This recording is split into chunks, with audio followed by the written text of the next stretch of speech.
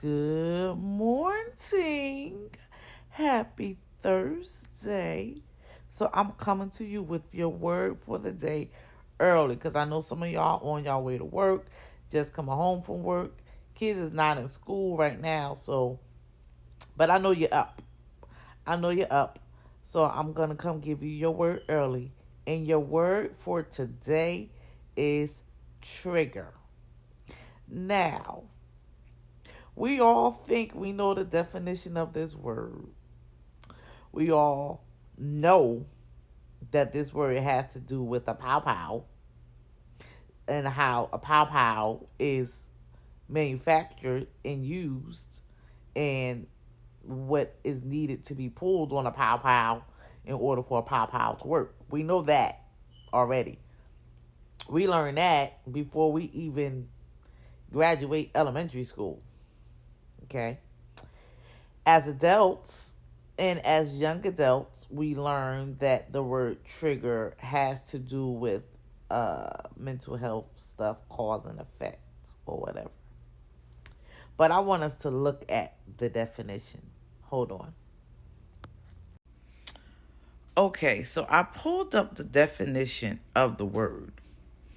And I scrolled down to the verb so that we can see the highlighted part that I want to address. But we're not going to disregard the first two definitions up top. So the verb part of trigger is a cause, an event or situation to happen or exist. Cause a device, to function, activate. Another verb definition for trigger of an event or situation, cause someone to do something, an action. But my favorite, especially of something read, seen, or heard, distress someone, typically as a result. And then it goes down to say it brings up memories from trauma caused in maybe childhood or whatever. So let me explain why our word today is trigger. Because it has been brought to me at 6 o'clock. Well, it was brought to me, at 6 o'clock this morning. That we control our triggers. You know Bad Boys 2. My favorite Bad Boys is Bad Boys 2. And you know when they're in the part where they're at the minefields? Now, in order to know what a minefield is, you have to go through basic training to be able to see a minefield before you see a minefield.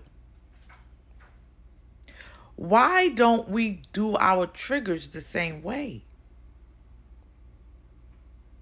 You can tell, you can see, you can hear if you're paying attention if that person, place, or thing will be a trigger within the first 30 seconds of the conversation. I have a perfect example for you to disclose that. On my little brother's death anniversary, which is 7/11, I had my first ever poetic justice moment. What is a poetic justice moment? When you go to a park, someone's having a cookout, and you get invited to the cookout and treated as if you're family, even though you're not, and you know no one from a can of paint. How did I get to experience this moment? Just by saying, hello, I'm going to bootleg your music, because I didn't bring my speaker and I was waiting for my speaker to come. I was then invited to the cookout from the owner of the cookout.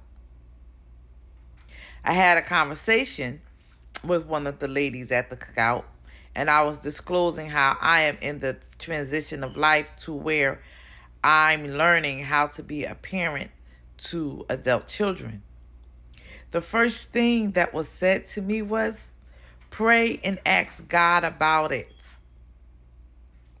I knew right then and there that I could continue to have a conversation with these ladies.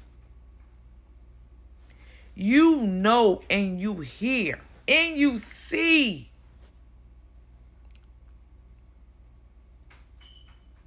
If the person, place, or thing will be a trigger before you even get deep into it. But we ignore the signs because we didn't pay attention in basic training to what our triggers were.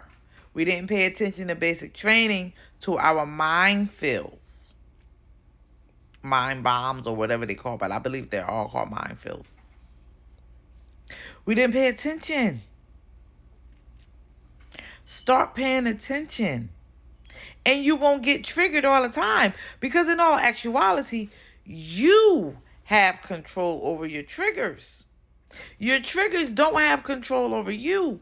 You have control over your triggers. That's all I got for you. Have a great Thursday.